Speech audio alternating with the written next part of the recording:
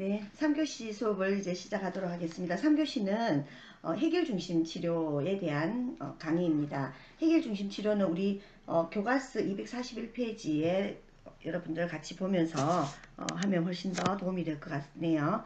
잠깐만요. 제가 펜을 좀 해서.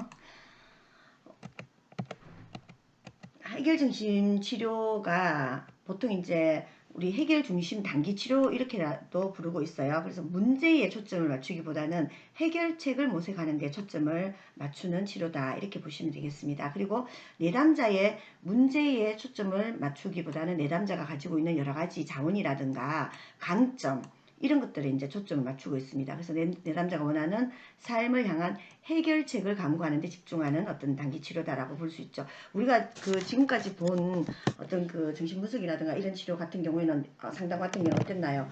보면 대체로 문제가 어디에서 발생했는지 원인이라든가 이런 것들을 막 이제 처음부터 찾아내서 그런 문제들을 어떻게 해결할 것인가 문제에 좀 이제 초점을 둔 그런 이제 경향이 있었어요. 근데 해결 중심 치료는 해결책이 무엇인가를 먼저 보는 거죠. 그러면 해결책을 강구하기 위해서는 그 사람이 가지고 있는 내담자가 가지고 있는 여러 가지 단점, 장점이라든가 또 주변의 어떤 자원이라든가 이런 것들을 깊이 있게 이제 보는 것이라고 볼 수 있죠. 해결 중심 치료가 단기 치료라고 이렇게 이야기합니다. 이 단기 치료인데 그 우리 한국인의 어떤 그 정서나 어떤 한국인들의 성격에 되게 맞는 치료다 이렇게 이제 이야기하기도 합니다. 왜냐하면 한국 사람들은 되게 성질이 좀 급하고 뭔가 빨리 결과를 만들어내야 되는 이런 부분들이 있잖아요. 그래서 이제 그 한국인에게 딱 맞는 치료법이다라는 그런 이제 이야기들도 있습니다. 그래서 지금까지 있었던 뭐 여러 가지 심리 치료들의 상담의 이론들을 보면 외국학자들에 의해 가지고 이런 게 체계화되고 또 이게 하나의 이론으로 정립을 되고 했는데 이 해결 중심 단기 치료는요 우리 한국인 그 한국 심리학자인 김인수 학자가 이 해결 중심 치료를 체계화하는데 많은 그 역할을 했다 이렇게 볼 수 있습니다.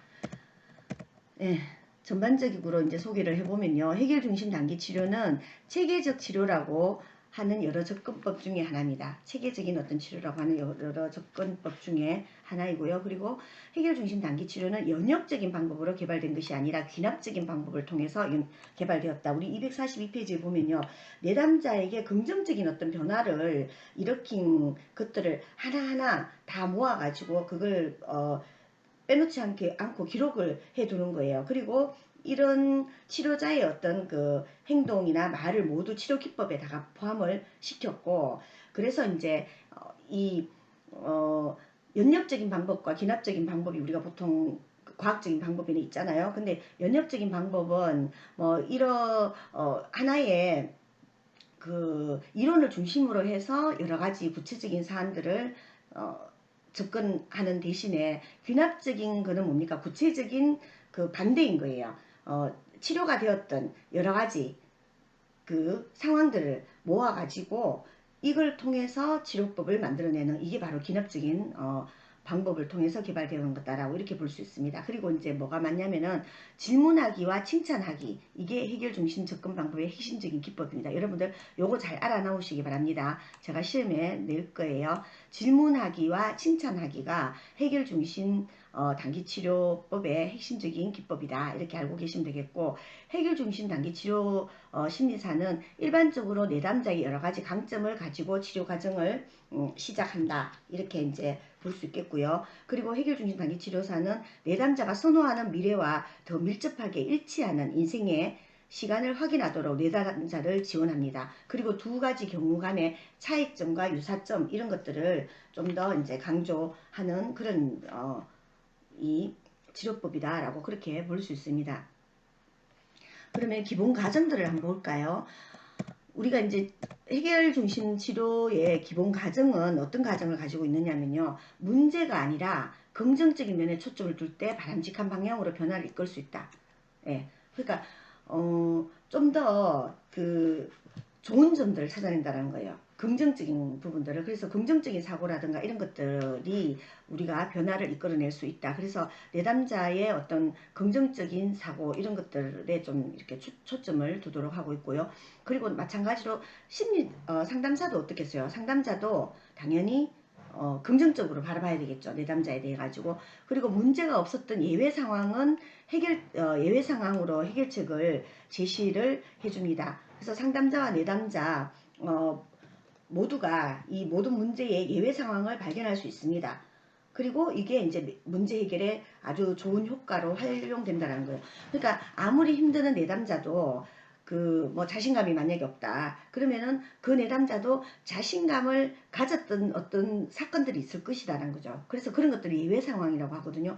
이런 것 상황을 통해서 해결책을 만들어 준다라는 거예요. 그 한번 봐라. 당신이 그때는 이렇게 잘하지 않았느냐 이렇게 이제 그런 이거 다 뭡니까? 귀납적인 방법 중에 또 하나죠. 내담자가 그야말로 잘했던 이런 순간들 아니면 잘했던 사건들 이 사건들을 다 모아가지고 그걸로 해결책을 준다라는 겁니다.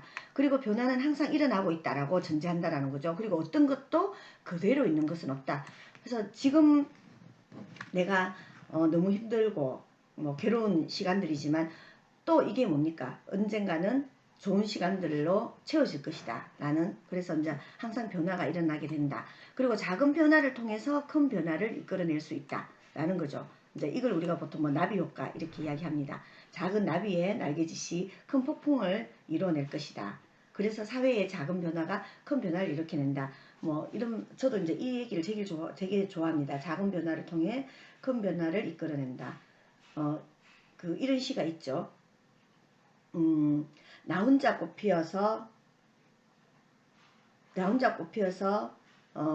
풀밭이 꽃밭이 되겠느냐라고 생각하지 마라. 나 혼자 꽃 피어도 다들 나 혼자 꽃 피어서 언젠가는 풀밭이 꽃밭이 된다라는 이제 그런 시가 있습니다. 그런 것처럼 저도 이제 이 말을 되게 좋아해요. 그 내담자들을 만날 때도 항상 이제 오늘의 작은 나의 뭐 변화가 앞으로의 큰 변화를 이끌어갈 수 있는 좋은 원동력이 될 것이다 라는 이런 이야기도 제가 이제 자주 하거든요. 그래서 저도 이제 그런 신념을 가지고 있습니다.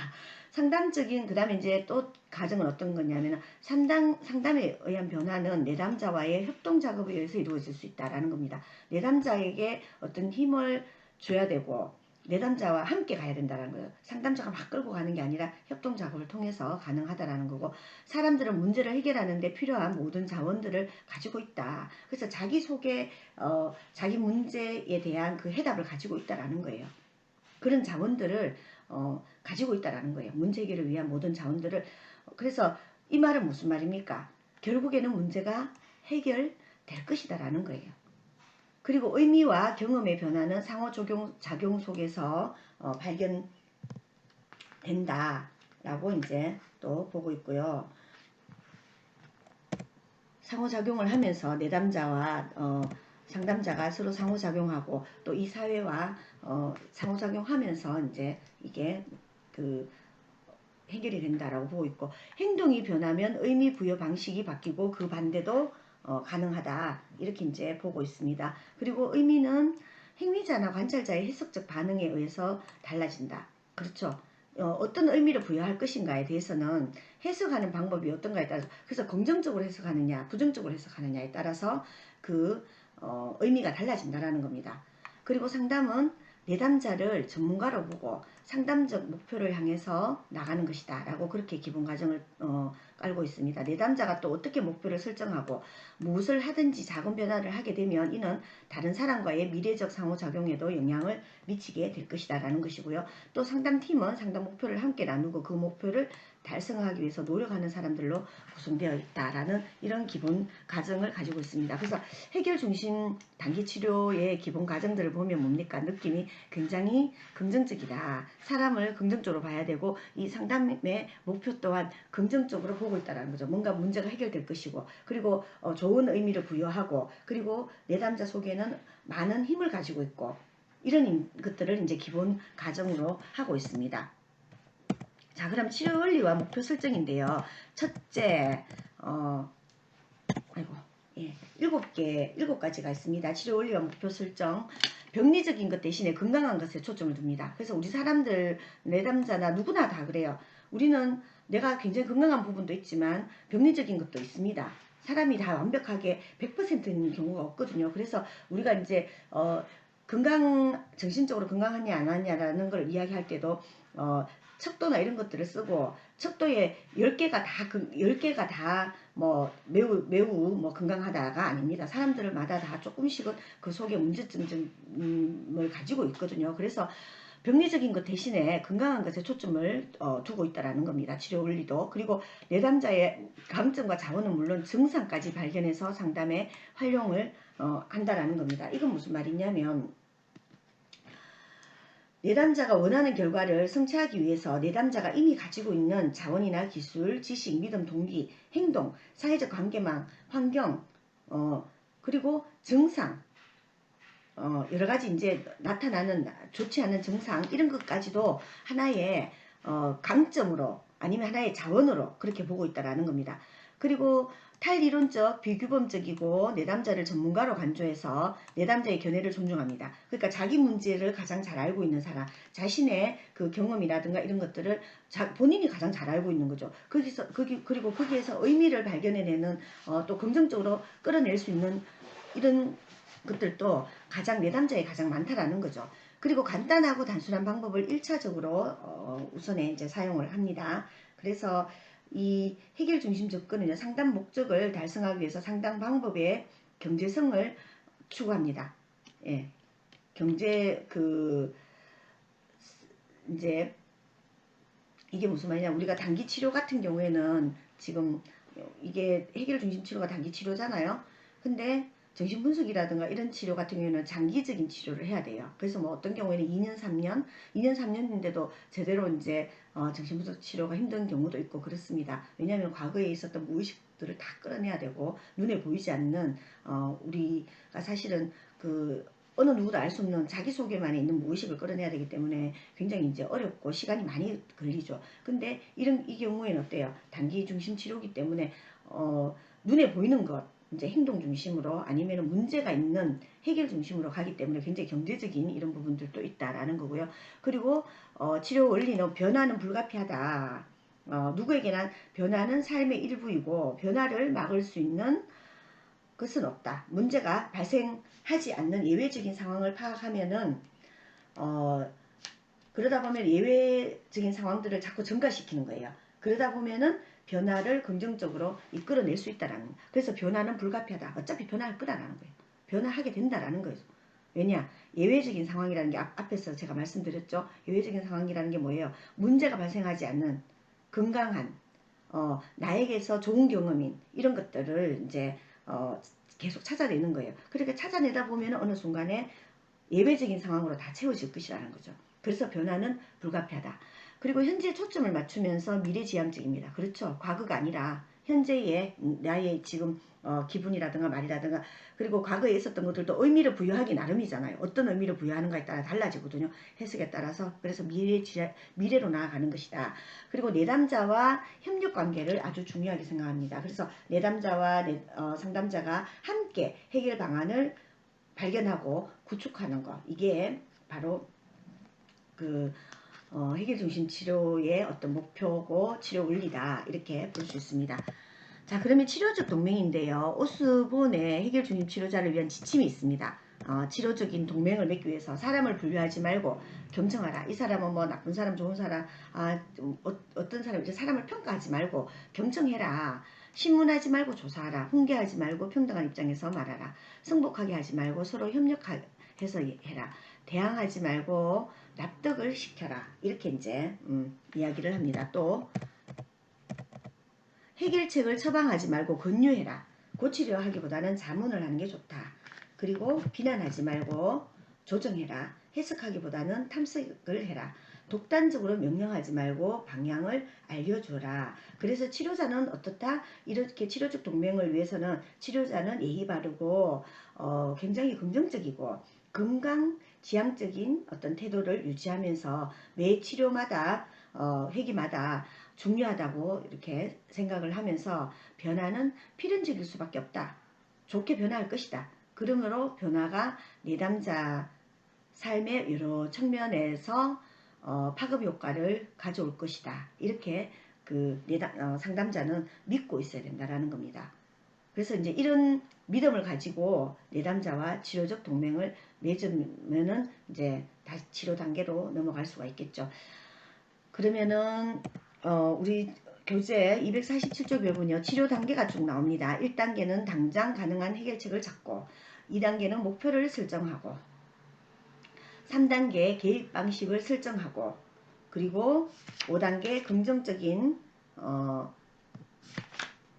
변화를 강조하고 6단계 변화된 부분을 안정화하고 7단계 바로 치료를 종결하는 이런 단계를 거치게 됩니다. 그럼 1단계부터 간단하게 한번 볼까요? 1단계는 당장 가능한 해결책을 찾아라 라는 겁니다. 우리 247페이지 교재를 보면요. 우리가 앞에서도 질문하기와 칭찬하기가 이 치료법의 핵심이라고 했어요. 그래서 이 당장 가능한 해결책을 찾을 때 질문을 합니다. 어떻게 질문하느냐면요. 질문할 때 내담자에게 희망과 기대를 심어주고 내담자의 그 힘을 강화시켜주고 용기를 주는 방식으로 질문의 표현을 세심하게 신경을 써야 됩니다. 그래서 사람들이 가진 문제는 정상적이고 변화는 항상 가능한 것으로 간주를 합니다. 그러니까 사람들은 누구나 다 문제를 가지고 있다 이렇게 보는 거죠. 그래서 당신을 괴롭히는 문제가 무엇입니까? 이렇게 질문하기보다는 무슨 일로 오늘 저와 약속을 잡으신 건가요? 네. 괴롭히는 문제가 뭔가가 아니라 무슨 일로 오늘 저와 약속을 잡으신 건가요? 제가 어떻게 도와드릴까요가 아니라 어떤 부분이 변하고 싶으신 건가요? 그러니까 문제는 있는데 누구나 다 문제가 있어요. 근데 어떻게 이 부분이 변하고 싶은가? 그리고 오늘 무슨 일로 저와 이렇게 약속을 잡으셨나요? 또 이거는 어떻게 변화되기를 바라는가요?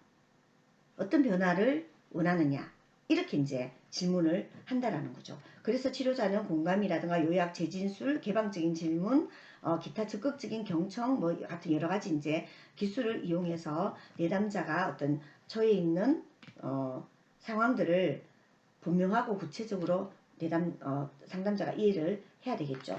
그리고 2단계 이제 목표를 설정하게 됩니다. 자, 이때 목표를 설정할 때에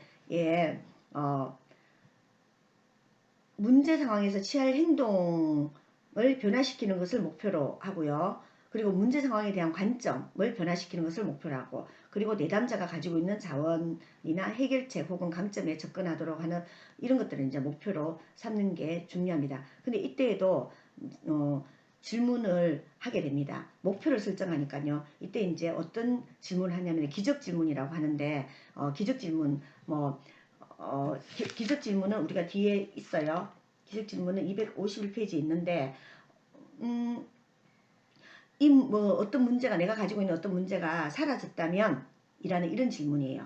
내가 이런 어떠한 문제가 있었는데 이런 문제점들이 사라졌다면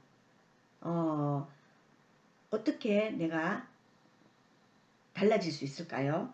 아니면은 미래가 어떻게 달라질 것인가요? 이렇게 우리가 이제 기적 질문 이런 것들은 보면 어디 워크숍 같은 데 가면 많이 이용하거든요. 아침에 일어났는데 내가 되고 싶은 뭐 어떤 직업을 가졌다면 나는 어떻게 할 것인가 라든가 이렇게 이제 하기도 합니다. 그거는 뒤에 가서 조금 더 기적 질문 목표 설정할 때 이제 이 기적 질문을 쓰는데 여기에 대해서는 조금 더 뒤에 가서 보도록 하겠습니다. 그리고 3단계가 개입 방식을 설정하는 거예요.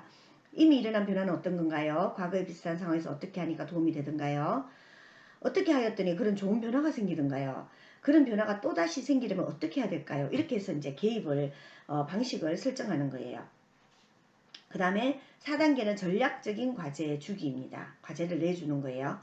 그래서 과제 내주기가 우리 여기에서 책에 보면 249페이지인데요. 우리 책에 보면 여러 가지 이제 뭐 내담자의 경우가 있습니다. 여러 가지 내담자의 경우에 따라서 내담자의 장점을 활용해서 과제를 완수할 수 있도록 그렇게 하는 것이 필요하다라고 되어 있는데 여러분들 이제 우리는 이제 개론 수업이라서 뭐 이런 게 있다라는 것 정도를 여러분들이 알아두시면 좋겠어요. 전략적인 과제 내주기에 대해서 뒤에 가면 또 뭐 치료적인 질문 기법들이 또 나옵니다. 예. 그때 가서 또 하도록 하고요. 그 다음에 긍정적인 긍정적 변화를 강조하는 거예요. 그래서 내담자 과제를 딱 해오잖아요. 그럼 내담자의 새로운 행동이라든가 변화 중에서 긍정적인 부분들을 찾아내서 강조를 해주는 거죠. 그래서 뭐 그런 변화가 어떻게 가능했어요? 그런 변화를 감지한 사람은 또 누가 있나요? 그러한 일을 했을 때 상황이 어떻게 달라졌나요? 이런 것들이요. 이런 것들로 이제 질문을 던질 수 있습니다. 그리고 변화된 부분을 안정화하게 하는 거예요. 그 변화되는 부분들을 계속 가져갈 수 있어야 되겠죠. 다시 돌아가지 않고. 그래서 이제 그게 바로 변화된 부분 안정화하기입니다. 이 단계에서는 내담자가 긍정적인 변화를 굳혀나가면서 내담자의 관점을 보다 효과적이고 희망적인 방향으로 이동시켜 나가는 단계라고 할 수 있고요. 7단계는 치료 종결입니다. 치료 종결은 보통 그 치료 종결을 할 때 우리가 이제 치료 종결을 내담자와 같이 의논을 하고, 그리고 종결된 이후에도 언제든지 이제 이게 그러니까 변화된 부분이 안정화돼야 되는데 이게 조금 불안하거나 이럴 때 언제든지 다시 상담자를 찾아와도 된다라는 뭐 이런 것들을 이야기해 주면서 치료를 종결하게, 상담을 종결하게 됩니다. 자, 그러면은 치료적 질문 기법입니다. 앞에서 이제 여러 가지 치료적 기법들을 우리가 이 상담의 핵심은 바로 질문이라고 했잖아요. 질문과 칭찬하기라고 했습니다. 그래서 여러 가지 질문법들이 있는데, 첫 번째가 기적 질문입니다. 이런 어떤 문제가 사라졌다면 땡땡땡 질문이라고도 하는데요. 기적 질문이라고 합니다. 문제가 사라졌다면 이라는 질문이라고도 해요. 이 기적 질문을요. 그래서 문제가 사라졌다면, 이것은 치료가 혹은 상담자가 내담자에게 문제가 더 이상 존재하지 않는다면 미래가 어떻게 달라질 것인가를 상세하게 서술하고 마음속에 그려보도록 하는 그런 질문입니다. 만약에 내가 가지고 있는 문제, 나는 차를 타고 가면 특히 제가 운전을 못해요. 운전을 못한 이제 내담자가 찾아왔어요. 운전을 못해요. 운전을 못해요. 이유는 요즘 터널을 지나가는 게 너무너무 무서워가지고 운전대를 아예 못 잡게 된다 라는 거죠. 그게 이제 나의 만약에 문제라고 합시다. 그러면 당신이 운전을 못하는 이런 문제가 사라졌다면 어떻게 되겠느냐. 그래서 기적 질문을 하는 거예요. 이런 문제가 싹 사라졌다면. 그러니까 만약에 난 운전 안 해도 그만이야 라고 한다면은 찾아오지도 않았겠죠. 이게 문제화 되지 않겠죠. 근데 나는 이제 운전을 못하는 걸로 해서 굉장히 내 삶에 질이 떨어졌다거나 이런 문제가 있겠죠. 그래서 찾아왔겠죠. 그러면은 내가 만약에 운전을 아무 문제 없이 잘한다면 나는 내 미래가 어떻게 달라질 것인가에 대해서 한번 질문을 하고, 거기에 대해서 상세하게 서술하고 마음속에도 막 그려보게 하고, 이런 게 이제 바로 기적 질문이죠. 그래서 우리 책에 나오는 기적 질문을 보면요, 얘가 나옵니다. 저는 이제 당신에게 좀 이상한 질문을 하나 해볼까 합니다. 이상한 질문은 이런 것입니다. 우리가 여기서 이야기를 한 후에 당신은 당신의 직장 아니면은 가정, 학교 생활로 돌아갈 것입니다. 그리고 오늘날에 남은 시간 동안 당신이 해야 할 일이 뭔지를 모르지만 그 일을 할 거예요. 그리고 아이를 돌보는 일이거나 저녁 식사를 준비하거나 TV를 보거나 아이를 목욕시키거나 하는 등의 일이겠죠. 그리고 잠자리에 들 시간이 돼요. 모든 가정이 조용해지고 당신은 평온히 잠들게 됩니다. 한밤중에 기적이 일어났습니다. 오늘 나에게 찾아와 상담을 요청했던 그 문제가 해결된 거예요. 그런데 당신의 문제를 해결받게 된 때가 당신이 잠자고 있었던 한밤중이라서 당신은 기적이 과연 일어났는지 확인할 방법이 없습니다. 자, 당신이 내일 아침 잠에서 깨어날 때 당신 스스로에게 우와, 밤새 무슨 일이 일어난 것이 틀림없어. 문제가 사라졌단 말이야. 하고 말하게 할 만한 어떤 변화가 일어났다면 그게 무엇일까요? 자, 이건 뭡니까? 자기 문제를 찾아내는 거예요. 이렇게 이야기하면서. 그래서 이제 이 기적 질문은 비교적 말하기는 쉽지만 멋지게 질문하는 게 좀 기술이 좀 필요합니다. 그래서 이제 이렇게 이제 기적 질문을 해서 그걸 이제 본인이 알겠죠. 어떤 문제가 사라졌을 때 내가 가장 편안하고 좋을지. 그러니까 나에게 기적이 일어난다면 어떤 기적이 일어났으면은 내 삶이 달라질 것인지 뭐 이런 것들을 이제 이야기할 수 있을 것 같아요. 그래서 기적 질문은 내담자의 특성이나 내담자가 어떤 처한 이런 상황에 따라서 여러 가지 형태로 변경해서 할 수도 있습니다. 예를 들면은요, 만일 당신이 내일 아침에 깨어나기에 어떤 점이 다르게 보이게 될까요? 깨어났는데 기적이 일어나서 당신은 더 이상 분노 폭발을 하지 않게 된다면 당신은 어떻게 달라질까요? 뭐 이렇게 이제 질문을 하는 거죠. 그리고 기적이 실제로 일어나는지 알 수 있는 첫 번째 신호는 무엇일까요? 뭐 이런 식으로요. 그래서 질문이 정말 중요해요. 질문이 여기 해결 중심 치료에서는요. 그리고 그 질문을 통해서 목표를 찾아가는 거예요. 예. 어떤 사람이 당신을 놀릴 때 당신은 그 대신에 무엇을 할 것입니까? 이런 식으로 이제 질문을 던지고 해서 이런 게 다 이제 기적 질문이라고 볼 수 있죠. 그 다음에 척도 질문입니다. 척도 질문은 내담자에게 위협이 되지 않는 방식으로 자신의 경험을 측정하고 추적할 수 있도록 도와주는 게 바로 척도 질문인데요. 목표가 무언가, 그리고 그러한 목표를 향하여 전진해 가는 것이 어떤 것인지를 알기 위해서 주관적인 척도와 측정을 통해서 이 척도 질문이 가능합니다. 예를 들면 내담자에게 스스로 자신의 양극단적인 특성이 무엇인지를 물어봅니다. 그리고 나서 현재 자신이 보다 바람직한 한쪽 방향으로 진전을 하고 있는지 다른 쪽 방향으로 후퇴를 하고 있는지를 평가해 보는 이제 이런 것들이죠. 그래서 뭐 점수를 척도 1점에서 뭐 10점까지 이렇게 주면서 척도상에서 1점이 척도상에 내가 지금 내가 지금 내 기분을 뭐 나는 지금 1점부터 10점까지 봤을 때 내 지금의 기분은 어떠한가?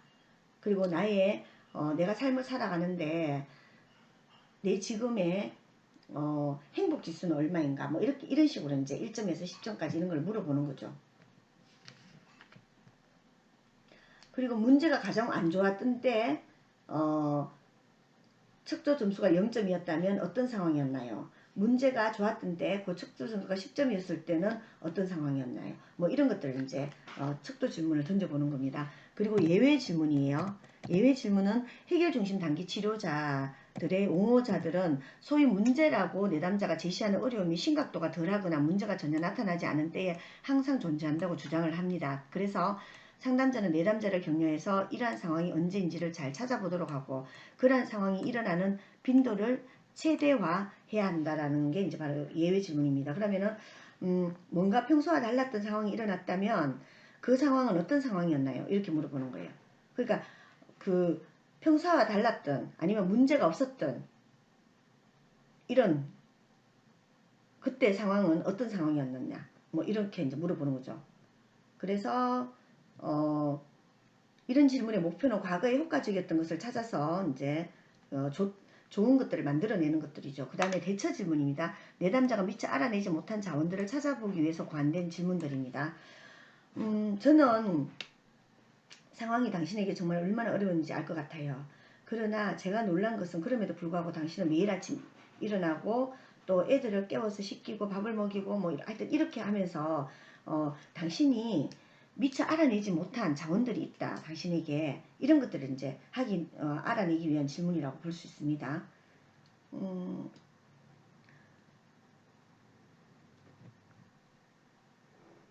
그래서 보면 우리 254페이지에 이런 뭐 여러 가지 평상시와 다르게 당신이 아니면은 평소에도 당신이 이런 일을 했어요. 그런데 어떻게 해서 그런 일을 다 하실 수 있었느냐 라는 거죠. 그럼 어떻게 했어요? 나는 지금 너무 모든 게 다 무기력하고 아무것도 할 수가 없고 그래서 그냥 맨날 누워있고 싶기만 해요. 이런 문제를 이야기했어요. 근데 상담자가 그런데 당신은 그러면은 당신이 지금까지 이렇게 해온 일들은 굉장한 일들이고 어떻게 해서 그런 일들을 할 수 있었느냐. 그러면 이제 이 사람 그 내담자가 뭐 거기에 대한 질문에 대한 답을 하겠죠. 뭐 수술을 하든지 본인이 뭐 너무나 힘들었지만 그래도 이런 부분들은 내가 하면서 그래도 힘이 났기 때문에 이건 그래도 내가 해야 될 일이라는 생각이 들기 때문에 책임감을 했다라든가, 그럼 뭡니까? 내담자가 알아채지 못한 이 사람에게 굉장한 책임감이라든가 이런 게 있다라는 거죠. 그래서 이런 것들을 이제 찾아내기 위해서 대처 질문들을 합니다. 그리고 문제가 없는 이야기들을 또 해냅니다. 해결 중심 상담자는요, 내담자를 위해서 비판단 구역을 창출하려고 노력하는 거예요. 이 비판단 구역이라는 것은 일이 잘 되어 가고 있고 삶의 영역 중에 문제없이 진행되는 부분에 대해서 이야기하는 것들을 비판단 구역이라고 합니다. 자, 이런 것들을 많이 찾아내면 어떻겠어요? 문제가 없는 것들이 많겠죠. 그럼 이게 예외 상황이기도 하죠. 그럼 이런 것들을 계속 찾아내는 질문들을 하는 거죠. 그래서 문제가 없는 이야기는 내담자의 숨겨진 자원을 발굴해내는데 굉장히 유용한 것이 되는 겁니다. 그 다음에 마지막으로 자원 찾기 질문 기법인데요.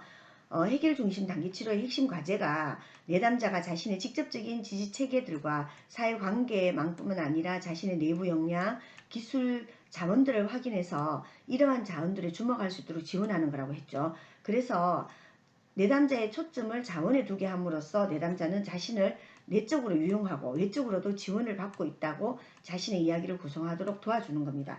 여러분들 이제 이게 해결 중심 치료가 보면요, 해결 중심 단기 치료가 계속해서 이제 쭉